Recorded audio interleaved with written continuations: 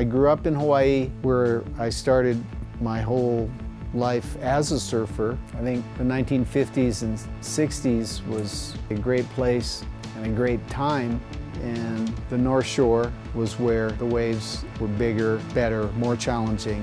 And well, I've always thought that, the wave was really the music. My surfboard was my partner, and in a way, when I'm on my snowboard, it's kind of the same thing too, that the mountain, the snow, the way the snow's set up is, again, the music, and all I'm doing is trying to dance.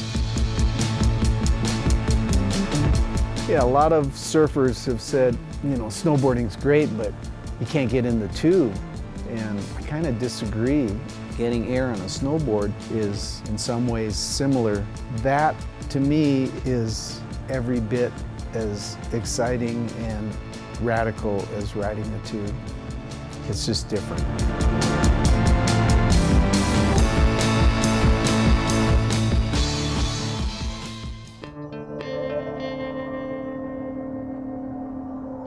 Bend is here in the center of Oregon, which a lot of people always said, why'd you leave Maui to go move inland? We came here in the summer of 1992, and we came on motorcycles and went, wow, this is kind of neat. So we made plans to come back that winter, and we were just kind of getting into snowboarding. We found not only a great place, but a whole lot of great people, and we get a lot of wind up here, and the wind blows the snow into these shapes that are waves. I mean, they look every bit as great as a wave in the ocean. And the great thing about it is that they're frozen there for that moment.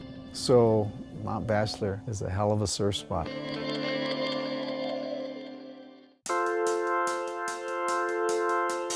This was one of the first places here in Bend where all of a sudden started to have this big stand-up paddle following. We started going up to the lakes and on the rivers and stuff and paddling around and kind of got jazzed on it. And before we knew it, every time we'd paddle here in town, pretty much everybody saw us goes, what is that? And by the end of summer, we probably had 40 or 50 guys that already had invested in the equipment. And then we'd meet every Friday afternoon after work and all go paddling on the river. And it was kind of cool because here's a sport that gives you an almost instantaneous experience of surfing, and you don't need waves to do it. Kind of made me, open my eyes that, wow, I think this sport has a pretty big and bright future ahead.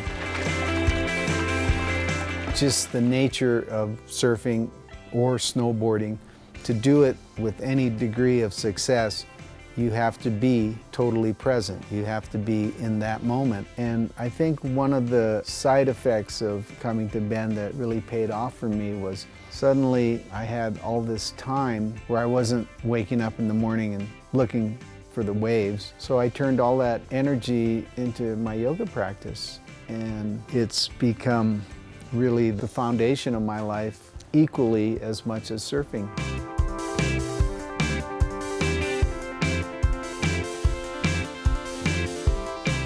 Every time I shape a board, I have a pretty clear picture of what I want out of that particular surfboard. And the whole time you're doing it, the entire process, you're looking at this board, you're trying to create this board, build this surfboard that somebody is going to ride.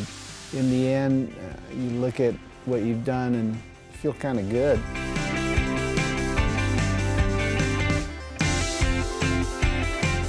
I guess I look back at my life and just go, I guess there was some decision process in the whole thing, but the road's there. I'm just kind of following it. This is where I was meant to go, and it's been a great and very fortunate existence that I've had the opportunity to do a lot of the things that I've done, and I've certainly enjoyed them. And just like in surfing, you just keep paddling because there's always another wave coming.